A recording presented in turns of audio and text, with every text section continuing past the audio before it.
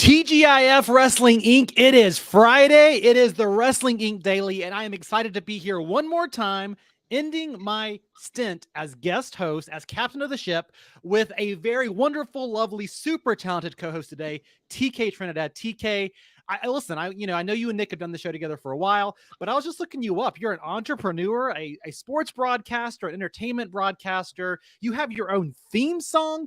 I am excited you're here because this is going to be one hell of a show today. How are you doing?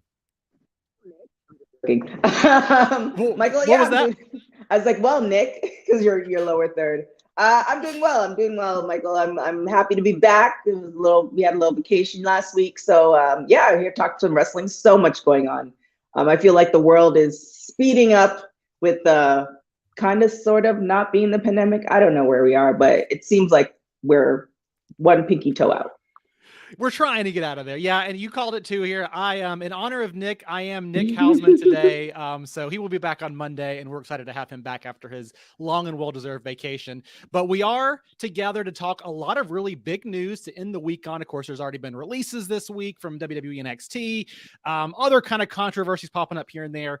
But because it is Friday, and again, TGIF, I think we both have a little drink to share today, right? So I brought the booze. What did you bring? Iced tea. An iced tea. A little different. Little vodka in there. All right. So here's the trick. I used to do this on another podcast I used to host. I am going to see if I can take this. So this is an Old Tuffy premium lager. I'm a beer drinker, but I don't like all the hops of the IPAs. I love a lager or a Kolsch. So what I'm going to do, and you're going to laugh at me, for those who are in the audio format there, they are probably going to get the weird experience, but I'm going to pour this beer into this glass without pouring it all over my desk here. So wish me luck. Let's do this. Oh. I completely missed that, and that was a terrible pour. And you know what? Here's what I'm going to say. Beer everywhere. We're having fun today. Chat room is wide open here. Nicholas says, good afternoon, Michael and TK. Thank you, Nicholas. Dylan Matthews says, let's go. Let's do it. And Adam Yarbo says, hello, Nick and TK. And again, I'm not quite Nick. I'm happy to represent him. So there you go. We're going to have some fun today. I will say this. I think we're good. My apologies to TK. I got her the run sheet late today because we were literally an hour ago under a tornado watch here in Winston-Salem, North Carolina. So it's been a crazy day. But I'm assuming you have beautiful, wonderful weather out there in sunny California today, huh, TK? Oh, it's so funny. In LA, you really don't check the weather. And I got out because I work from home most of the time. So I got outside and it's a little toasty. And then when you sent me the email about the tornado, I was like, you know what? I really shouldn't be complaining at all. Like, just being a little hot as I go back into my AC car and my air conditioning house is, first world problems. That's right. Well, yeah, I mean, that's the whole reason people move to LA is just for the endless beautiful weather, right? Beautiful weather, but so where I'm located, it's kind of desert-like, so it gets super hot during the summer. So I'm much appreciative of central air in my new place because my old place was traumatizing. Oh no. Well, we're all thankful for the first world wonders of central air, especially for us that do live in a humid climate out here in North Carolina. We're also thankful for people joining us in the chat room. Please get your comments in on there. And if you are out there on the interwebs, our mailbag question is currently open. We'll get to it later in the show today. The question is, who would you like to see Big Cass, W. Morrissey feud with? TK, I know you have an opinion on this. Save it for the end. Lots of rampant discussion already happening. And I do want to just give a quick thoughts and prayers out there to Big E. He provided an update on his broken neck this morning. He said, for those delirious of an update, my C1 apparently isn't healing optimally. I'll spend another 4 to 6 weeks in a brace in hopes that I can avoid a fusion, but don't you fret. I've got a tremendous support system and what shall be, shall be. So positivity from Big E, but it sounds like maybe things aren't quite where he would like for them to be, unfortunately. It is unfortunate. However, he just debuted. I forgot what show it was, but he's starting off his acting career. And the positive thing is that he's putting himself in a position where he can do other things. So hopefully that's not the case.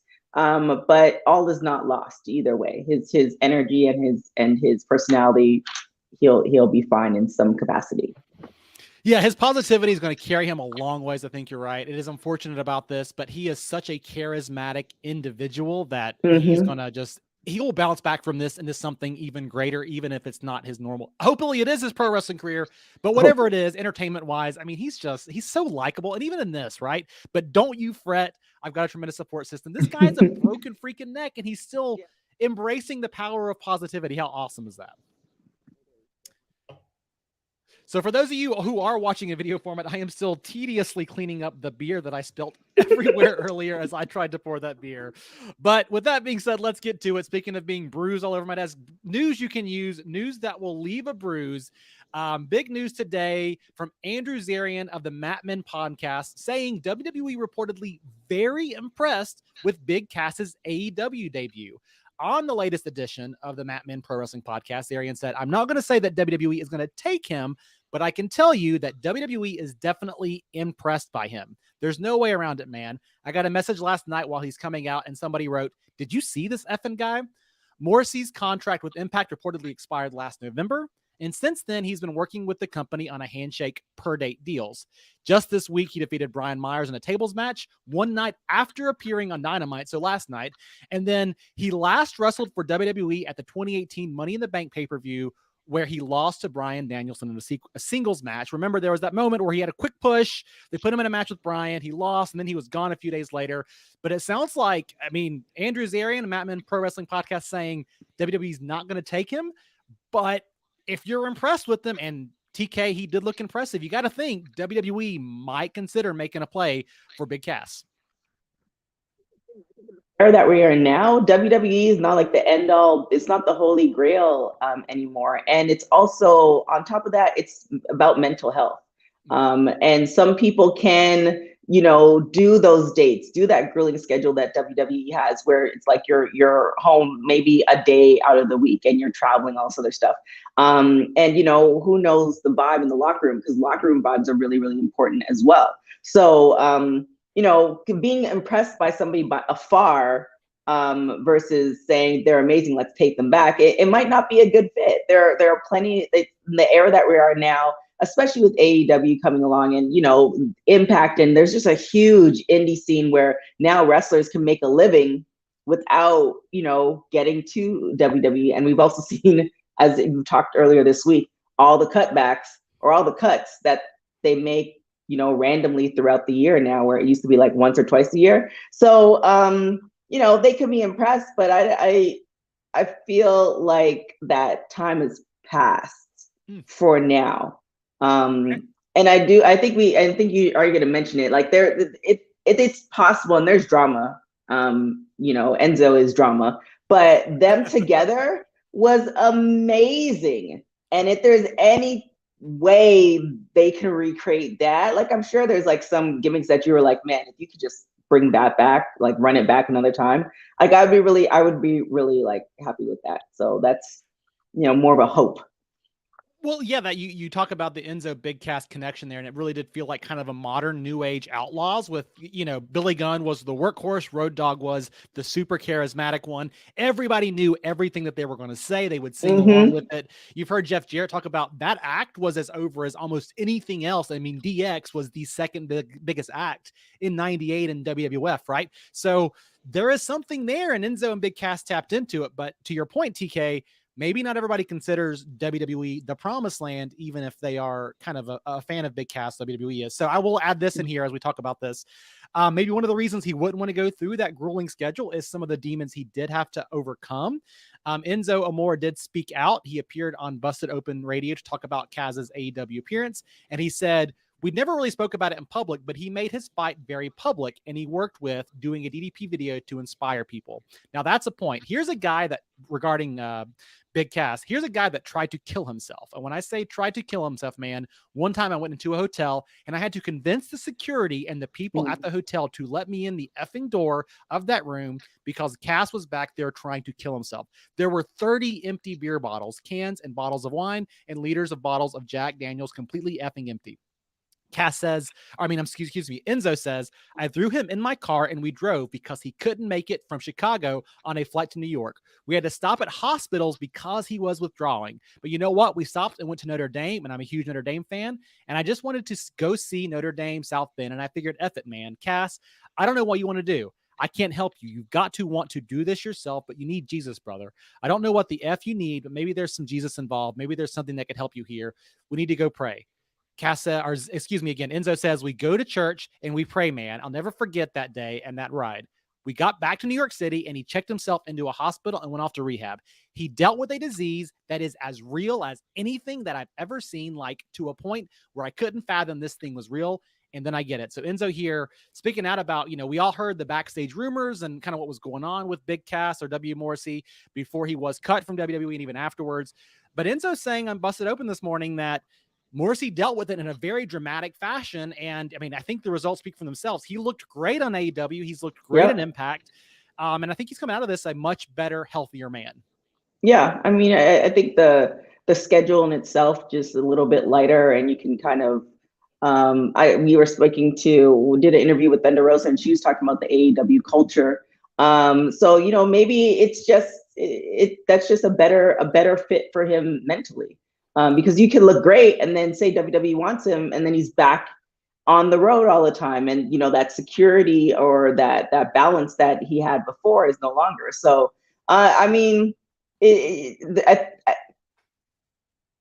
I think gone are the days. Everybody's saying, all these people need to go to WWE. We've seen a time maybe 2 or 3 years ago, WWE was collecting folks, and then they weren't using them. And then, then they get cut. A great example for me is like seeing Chelsea Green. It was amazing. She got there, and then we saw her like twice, and then she got cut. And part of it is due to injury and stuff like that. But it's just kind of like let WWE do WWE, and let's let people wherever they are, unless they voice wanting to go to WWE, let them live their wrestling journey, and let's enjoy and watch, amazing artistry. That's great. Yeah, maybe we should stop wishing for them to end back up in WWE. Dylan Matthews points us out here. He says, Big Cass back in WWE, I'm good. He does not need that. Dylan Matthew also saying Enzo will never be back in WWE. I kind of agree with this. I think your point was they made a great tag team. I don't think we'll see them back together. Israel Capote joining in. Big Cass will not get pyro if he goes back to WWE. That's the litmus test for what somebody thinks of him. And Esteban Swan Esquire saying, I'd be all right never hearing Cup of Haters ever again. I do get the feeling. What? You loved it, right? You love the Cup of Haters, right? I don't know. Maybe because I'm like, when I say I'm from Toronto, I'd say it's like East Coast, but it's not really East Coast, but kind of is East Coast. Like I relate to. I loved it. And every gimmick's not for everybody. So I thought it was a great era, like with Enzo and Big Cass and the New Day, like just those two. It was just to me, it was a great moment in wrestling.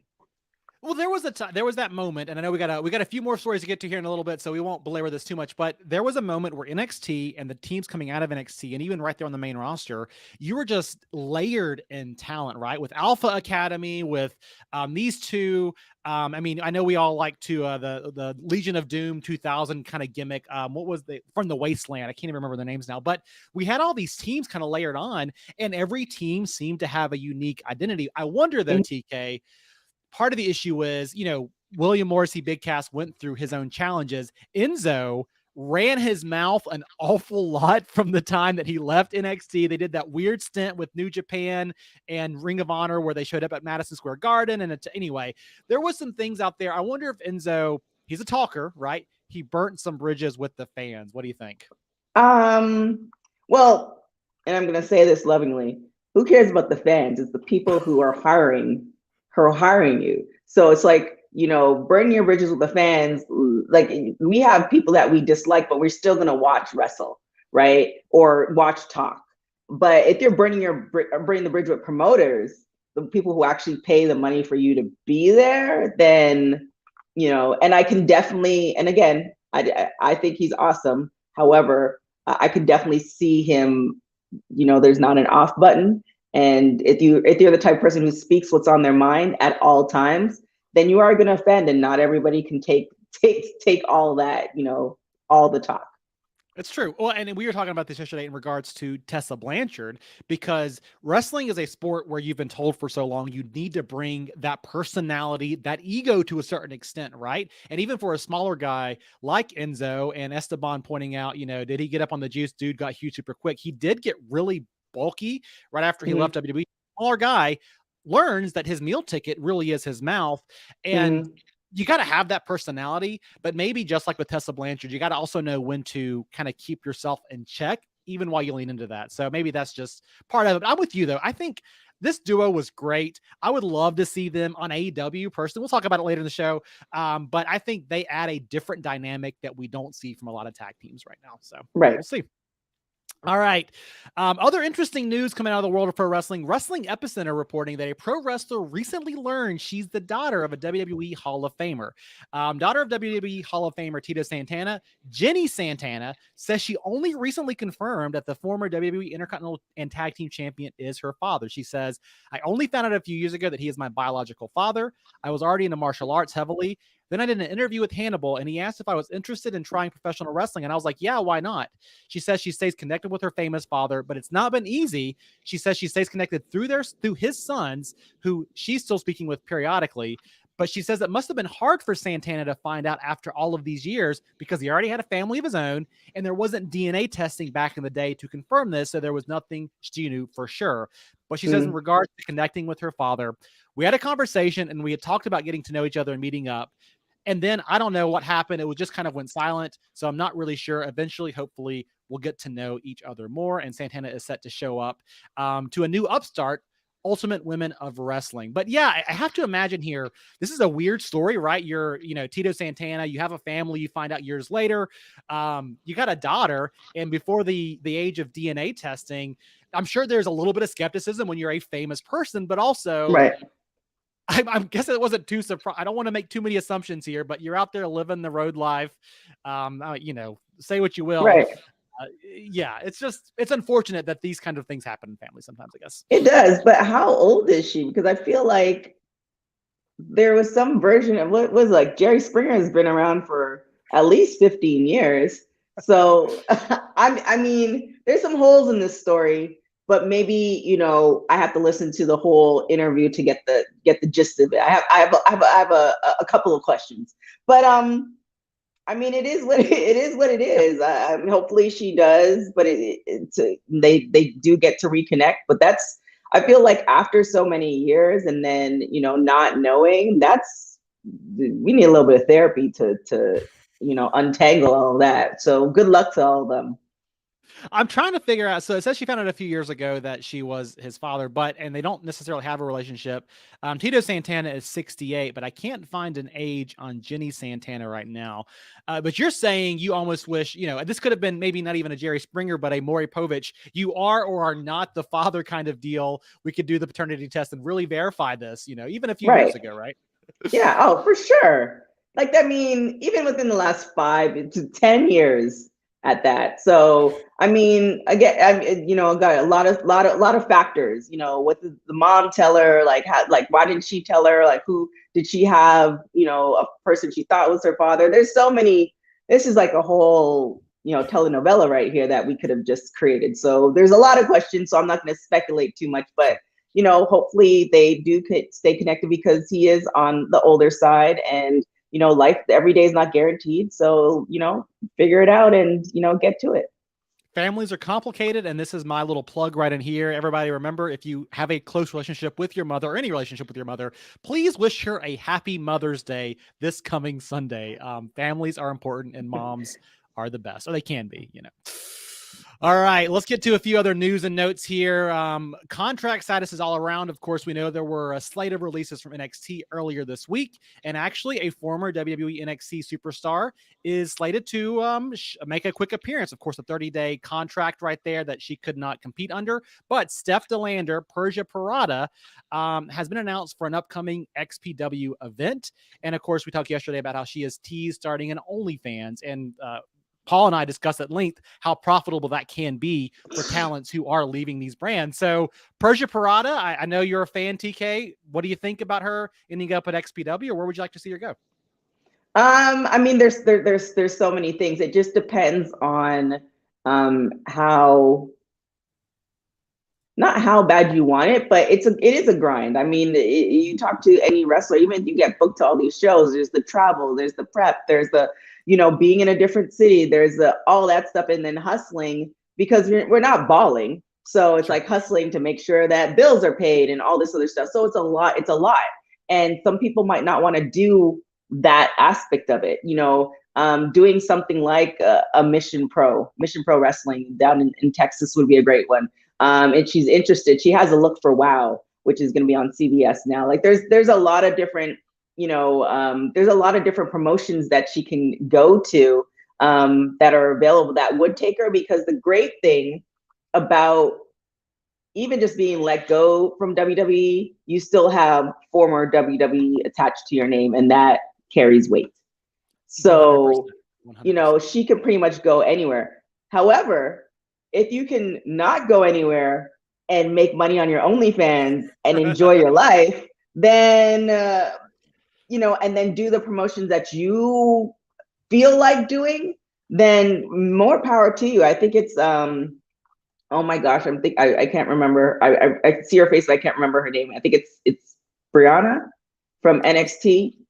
I was gonna say Toni Storm. I don't know who you're referencing. Toni Storm did recently open up an OnlyFans, and she made I think estimated $30,000 in like 24 hours based off of that. So there's a way to go out there and open it up and franchise yourself out, and then you can wrestle as you choose to, right? Which is maybe the dream. Make money off of yourself, and then you're an entrepreneur. You know this, right? If you can find your niche and then do the things you want to do and love doing like this, I mean, that's the dream, right? And it's all work. But again, which would you rather? Would you rather trying to get all these bookings and then, trying to make life work, and then also doing a shoot job and also doing that, where it's like, I'm going to take this booking and I'm going to drop a couple pictures on my OnlyFans, every 2-3 days a week, or and have a conversation, because it's not all naked, folks. So for you guys, for a lot of people do think that. So I have several friends who are doing it.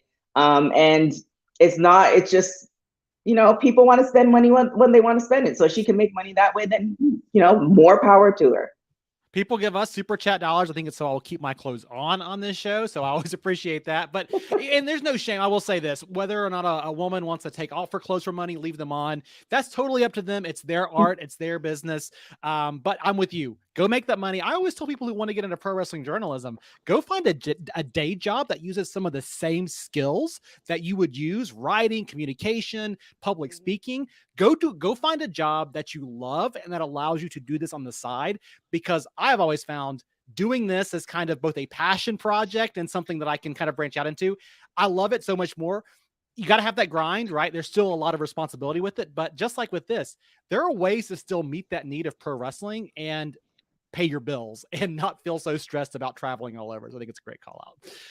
Social media and influencers and stuff like that. Like Toni Storm is one of the best examples, that she doesn't use her influencer status to get promos, and she's in a good position. Yes, absolutely. And another major update here, Fightful Select reporting, former WWE stars, the Authors of Pain, are reportedly planning a return to the ring. They are planning on running an event in early June from Dubai. They will both promote and wrestle on the card. Now, it has been more than 2 years since they last wrestled. This was before COVID-19. And last year, Razor told a reporter he was no longer a wrestler, but they later clarified that they weren't quite done yet. So I always loved Authors of Pain. We're talking about great tag teams in NXT history. To me, they're one of the all-timers that went through the black and gold promotion.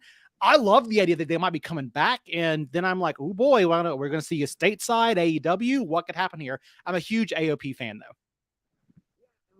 It's kind of one of those things where, again, telenovelas, even if the person's dead on the show, that doesn't mean that you're not going to see them again. I feel like when wrestlers say that, they're retiring and they're no longer going to wrestle, it's like, but is this the case? And the retirement, right?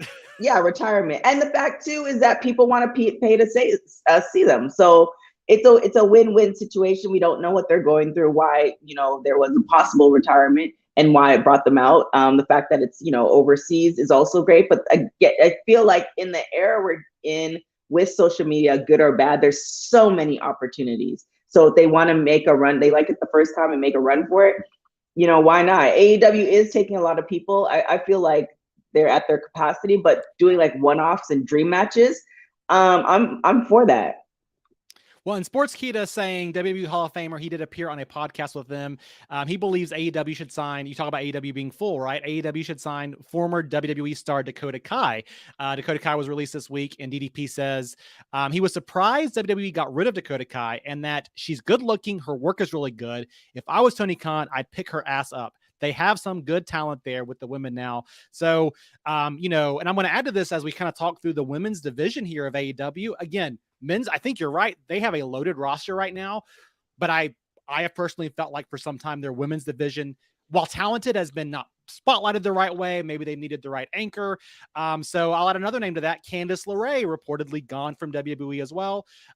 Reported earlier this year, her contract was set to expire in the spring. At one point, it was expected that she would remain with the company until early 2023. But just this morning, WWE moved her to their alumni roster page. She, of course, joins her husband, Johnny Gargano, in free agency, and they both welcomed their first child into the world back in February.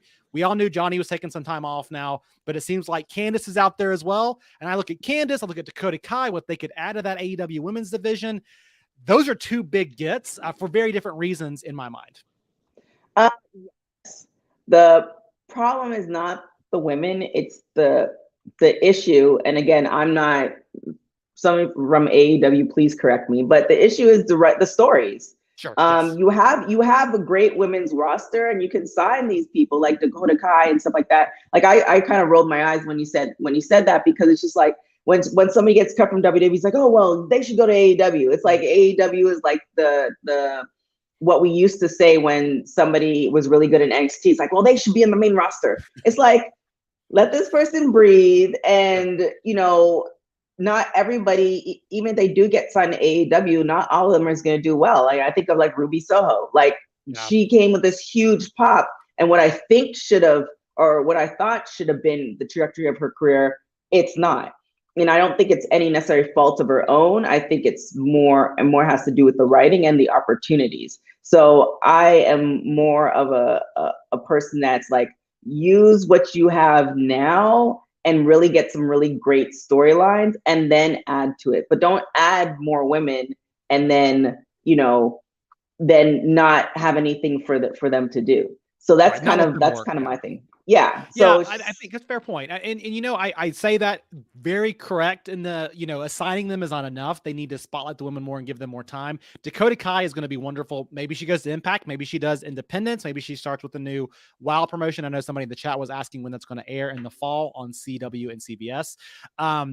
I do think Candice LeRae and Johnny Gargano are interesting to me, though, because having them in AEW against an Adam Cole and a Britt Baker and some of the other kind of couples there, you could do some fun mixed tag matches, right? That could be a fun little, maybe there's a mixed tag title at some point AEW debuts. But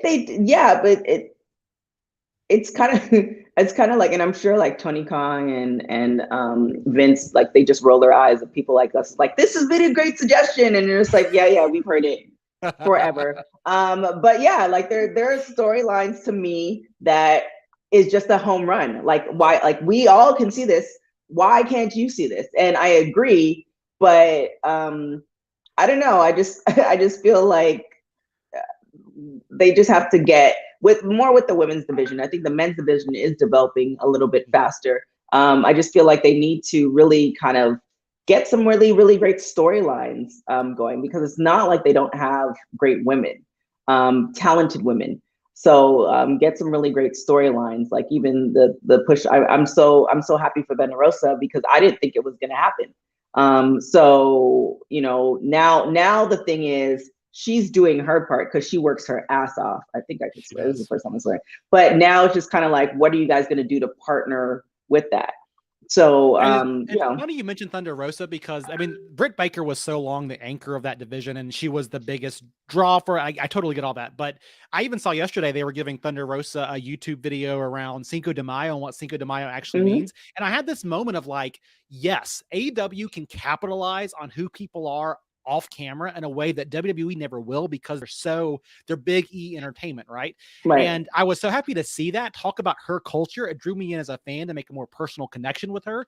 And I would love to see them. They have Dark, they have, Dynamite and Rampage. They have Ring of Honor in the fold now, and they're using the belts for that regards. But I know reality shows have been bandied about, but let's get some like real, more personal. I don't want a Total Divas style reality show. I want like the Ultimate Fighter or the UFC Road to the Belts. I want to learn more about these individuals Right. and who they are behind the wrestler, Yeah. I mean, even Britt Baker, she's a dentist. And of course, Yes. that's why we call her DMD. But up until the last time we interviewed her, I don't know if she still is now, she was still a practicing dentist.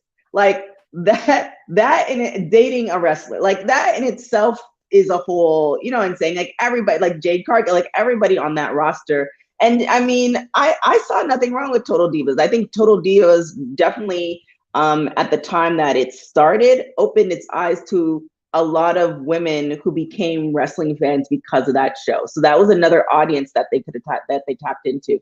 So you don't necessarily have to do the Total Divas model, but a good reality show talking about, Thunder Rosa having Mission Pro and her love for tacos and like all this stuff. And then Britt Baker, working on somebody's teeth during the day and then crushing somebody's head at night. Like, I would watch that. Like, me saying that makes me want to know more.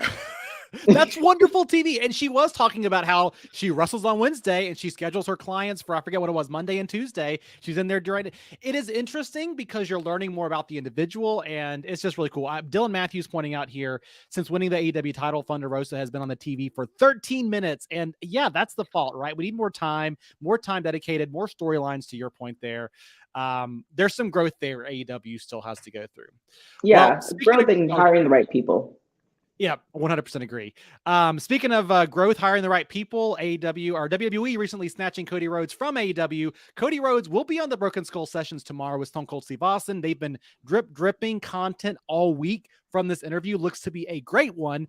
But today, they released some clips where Cody Rhodes named one star as his dream opponent, and he called Triple H the greatest of all time. Now, Austin did the 30-second shot clock with Rhodes. During this 30-second shot clock, Rhodes said AJ Styles is his dream opponent. Hogan versus Rock from WrestleMania 18 is his favorite match.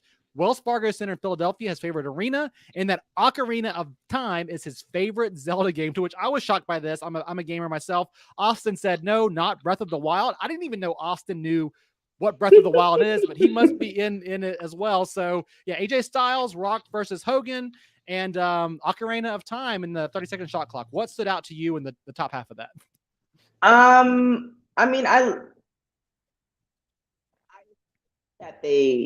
mean, anybody on Broken Skull, first off, it's a great interview. Like Steve Austin's awesome. Pretty much anyone who comes on the show, if he curates the questions or whoever his producer is, they do a really great job at going in between wrestling and life. With Cody, I'm really interested to see, like, I feel like we were talking about before, like, I feel like they can't mess this up. Sure. Like this is a very easy home run, make it before the buzzer. I just kind of gave two different sports references, but like it makes sense. However, there have been times where WWE does mess it up. So, we'll see what happens. I'm excited. There's a huge storyline that's, over a decade, if not more. So, yeah, I want to see it, and I want to see more of Cody. I just think, to me, the one thing in this 30-second shot clock they released, Hogan versus Rock as your pick for match of all time, coming from a company like AEW, where it is really the workers' company. It is the company where you're doing, I don't say this degradingly, it's just the common term people use jokingly, but the flippy floppy shit, right? It's the excuse me, the high flyers. It's the guys out there who are doing more the Greco-Roman. It's all of the different style of wrestling than WWE, which is typically the big bump style, the big entertainment style. Rock versus Hogan is not a match that's known for its work rate. It's a very short match. It's a match known for the flexing, for the playing to the audience, for the people's eyebrow, right? And for Cody to call that his favorite WWE match feels to me like, it feels a little bit like he's playing nice with WWE. especially for a guy who's old school like Cody, right? Like you've got to think that I don't know. That's my take on it. I don't know. It depends on the moment of his perspective, because like you could have great wrestlers who are terrible at connecting with the camera or connecting with the audience, or you have great wrestlers on the mic, but they're terrible wrestlers, like they can't really connect with folks. So maybe it was the little nuances that he learned from that match, and I'm being devil's advocate, or maybe he is placating the WWE because when you work for big organizations, whether it's WWE, whether it's Nike, whether it's AEW, whatever, you have to. It's better to placate to them than having to bend over and take it. I don't know if that makes sense, but well, you don't want to. Whenever you work for any company, you're not going to go in there and intentionally ruffle feathers if you don't need to, right? Like, I mean, there are always times I believe that you got to speak up and speak your mind. You do it the right way, but make sure you advocate for people, right? But you're not going to go in there and say, well, my favorite WWE match of all time was whenever they went out and wrestled in a different company, or I like WCW. Mm-hmm. Right, you're going to still play nice. I just feel like that match to me, as BL Knight 314 is pointing out, a passing of the torch for the era match. WWE loves those kinds of matches so much. Like they got to have this one, the Rock versus Cena match, right? They got them like plated on a gold film set somewhere. It's like, this is WWE. We are entertainment, right? So it's just funny to me. Everybody. What was that? As like Undertaker versus everybody at one point. Undertaker versus everybody on that streak, yes. He also, Cody Rhodes, called Randy Orton during the Word Association game. Randy Orton, a mentor, called WWE Champion Roman Reigns over. WWE Raw Women's Champion Bianca Belair gear because she makes her own gear, and that's a trade. And I thought that was an amazing call out from Cody. He said Hall of Famer Edge is underrated, something I personally agree with. And then Hall of Famer Triple H he said it's going to get me in trouble, GOAT. Triple H is the GOAT. So yeah, GOAT. I mean, again, I think the way he looks at Triple H is he likes the way Triple H views the business, I think is really what it is. But yeah, Edge underrated, Roman Reigns over, and Randy Orton mentor. Any thoughts on any of those word associations? I feel like Triple H is like the stuff that Cody was doing at AEW is what he aspires to be like Triple H, if that makes sense. So it's like now he's gone back to WWE in the interview a couple of weeks ago where he's like, I gone back to just become a wrestler because doing it all was a lot. So like him, looking at Triple H at one time, him balancing all of that before, everything's happened to Triple H, like the NXT and the products that he brought to life, Cody is capable of that eventually. So that, I think that might be his blueprint. So that's why he looks at him as far as a GOAT in those terms. Yeah, that transition from wrestler, accomplished everything in the ring, multi-time world champion, face of the company for a while, to, behind the scenes suit, but not just a producer, but I'm going to be an exec. I'm going to be a CEO. I want to run the thing. Yeah, I think it's a great call out. And Cody Rhodes, I'm sure, again, we said it right. He's playing nice. It's his company. He doesn't want to ruffle feathers, but he has a life in mind beyond the ring, and he's got a very sharp, intelligent mind for the business. So it'll be interesting to see where he goes. Kirk Spencer actually believes that Edge is overrated. I wish I could unlike a comment here because that is false. And Dylan Matthews thinks that Rock versus Roman is the pass the torch moment we need. So, hey, listen. That ever is going to happen. Like, geez, Rock versus Roman is like Pacquiao versus Floyd. By the time it happens, it'll just be totally past their prime. The Rock is going to be, either, a little bit on the soft side or like 100 pounds of muscle and he can't move at all. Like, it's just not going to be, what we want it to be. Like, it might happen in Hollywood though. Hollywood would be the place for it to happen. And your backyard, right? Next year. Yeah. I normally don't lose my ish when I go to anything, but if that happens, I will lose it completely. Like, that would be the thing. However, The Rock just teases us like, a cute guy or cute girl that teases us. And it's like, yeah, I'll go out with you. And then it just never happens. And then he advertises his tequila, and then we move on from that. So Well, maybe more could be coming into clarity as the year progresses, because Ringside News is reporting that the WWE Draft is actually scheduled for September. Now, they note the dates for the 2022 draft have already been changed a few times, but a new report from the Wrestling Observer notes that there's also talk of holding it in August, right after SummerSlam on July 30th, as a lead up to the WWE Clash at the Castle on September 3rd. Last year, of course, it was held in October. So yeah, typically it has been held in October the last few years, as they changed TV partners and all those things. September, August could be interesting coming out of SummerSlam, because this is always the giant reset button. So it's interesting to me that they would do it before this big Clash pay-per-view, though, this big UK pay-per-view, because that seems like it's going to be a big deal, and you wouldn't want to reset all these storylines going into that. But I don't know. It's wide open at this point, I guess. Yeah, I feel like when any of the pay-per-views are like overseas, the storylines they can get a little bit on the blurry side of things, just maybe because they just feel like, okay, we're going overseas, it's not gonna count per se. But like, like Saudi Arabia, some of those storylines are really kind of loose. So yeah, I mean, whatever I'm sure there's a numbers. It's always connected to the numbers and revenue. So I'm sure there's another reason for it all to happen that we're not privy to. So, whatever works for you, WWE, just make Rock and Roman Reigns happen. Like, you can do whatever else you want. Just make Roman happen. This episode of the Wrestling Inc. Daily is brought to you by Raycon. Moms out there, they're one of the few people that actually call you on the phone and they leave you voicemails anymore. They're like, hey, how's your pro wrestling journalism career going? And I'm like, every day is weird. I cover pro wrestling journalism. So, why not this Mother's Day? Why don't you spoil your mom with the gift of quality, premium, wireless audio, courtesy of our good friends over at Raycon. So Raycon are these wireless earbuds that I've got in my ear right now. They are must-have for super moms, all of those masters of multitasking who need to keep their hands free.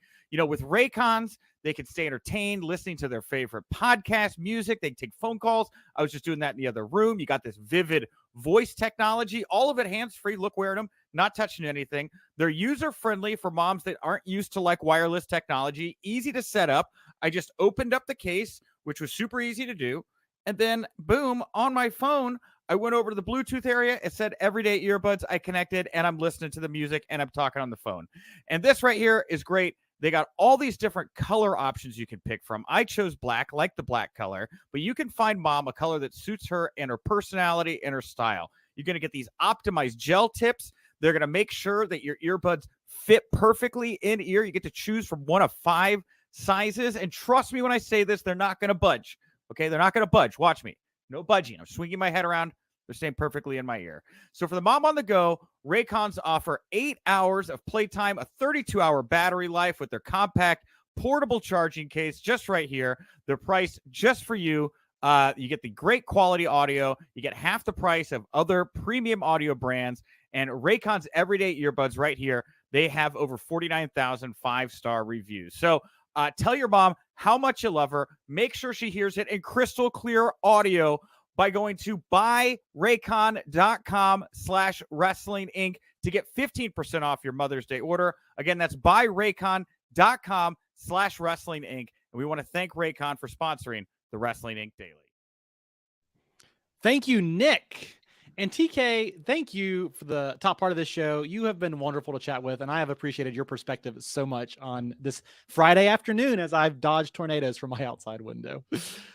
Kirk Spencer wants to clarify. He said, I am a big Edge fan. I misspeak. So I apologize, Kirk, for calling you out earlier in the show for dissing Edge. He wants to clarify that he is an Edge fan. Edge is talking about goats. In my opinion, Edge is one of the goats. Somebody who has the potential to still be a goat, Big Cass. Today's poll question: who would you like to see Big Cass, also known as W. Morrissey, feud with? I threw up 4 options up there: Keith Lee, Veer Mahan, Gunther, and other, which was your write-in option. TK, we've been talking a lot about Big Cass today and the potential there in tag team wrestling, singles wrestling, AEW, not AEW. Who would you like to see Big Cass feud with? I like that Keith Lee option. I feel like that's that. I want to see what that looks like. Like that, the visual alone. Yeah, I'm gonna go with Keith Lee. That's a great choice. Keith Lee big guy who can work, right? Moves fast. He's got that Samoa Joe kind of like intensity of speed that he kind of closes in real close when the gap with. I think, Big Cass looks different. He's chiseled, but he's tall and big. You know what I would love to see, TK?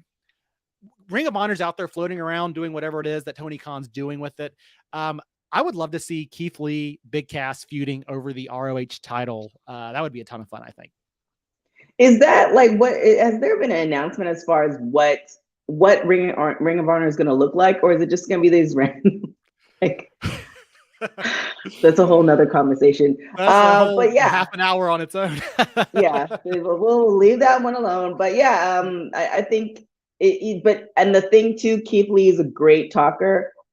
Big Cass, I feel like if he had MJF speaking on his behalf, I think just the lead up and the build up on the mic level, storyline level, like I would be for that. You know what's funny is most of the Wrestling Inc. audience does agree with you. Keith Lee comes in with 42.1% of the vote there. People wanting to see him feud with Big Cass. Gunther, not too far behind, of course, formerly known as Walter, 31.6%. That could be a great way. Very different styles. A serious guy versus a fun guy. Could be a fun Friday Night SmackDown feud. And Veer Mahaan, the current jobber of the week defeater, 10.5% of the vote. Actually, more did write-ins than they did Veer Mahaan with 15.8%. Israel Lopez on the Twitter side says with a proper build, Big Cass can be champion in any promotion. And Amy Lou Who says, I want him and Jordan Grace to go after the Impact tag team titles. That could be cool. It's a fun little, I thought about that. Jordan Grace, it's a fun pairing. Well, listen, everybody who joined us today, everybody who commented on the mailbag, I want to thank you all for being here with us on this Friday afternoon, even though we are overlapping now with AEW Rampage, which is starting at an earlier show time. So we'll get to that here in a second. Personally, selfishly, I want to thank both my wonderful co-host today, TK Trinidad, all of my wonderful co-hosts throughout the week, and all of the Wrestling Inc. Daily fans out there for, I know Nick is your fearless leader. He will be back on Monday, assuming he's still not drunk overseas somewhere, but just your positivity, your support this week, if I set in for him. It has been a much appreciated and a fun journey this week. So just thank you all for that. I've enjoyed the hell out of this. TK, what do you want to plug, promote, or put over? Really great interview with AEW Women's Champion Thunder Rosa. That's going to be dropping on Monday, so check that out. That's going to be on www.talkpod.com. Other than that, you can follow me on everything at TK Trinidad. Beautiful. Of course, check in with all of the Wrestling Inc. social channels. Wrestling Inc. will be back with their post SmackDown podcast later on this evening. You can follow the Daily at Wink Daily on Twitter. You can follow me. I am on Twitter, not as my little tag says. I am at The Real Wiseman. I am not Nick Hausman. But just again, thanks everybody. And remember, if you winked, you didn't miss it. We will catch you